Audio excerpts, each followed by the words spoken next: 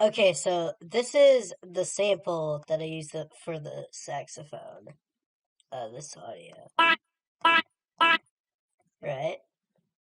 Here's the thing though, I make my samples really weirdly, and I don't really like showing them, but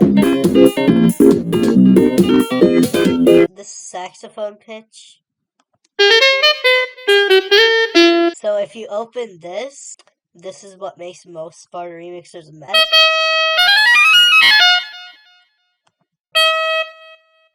There, that's all I did for this, and then, might see here that this looks pretty confusing. Really, when I make samples, when I try to make them sound like something, I don't really just mess around with stuff.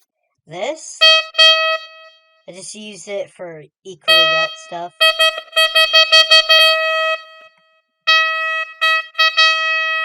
Hardcore, it just has distortion, but when I play this,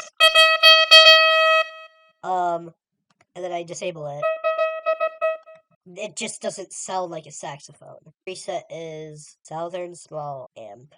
I just removed the delay from it. Now, the fastest, I just used it to get like another high frequency, because I just used the warmth thing on this.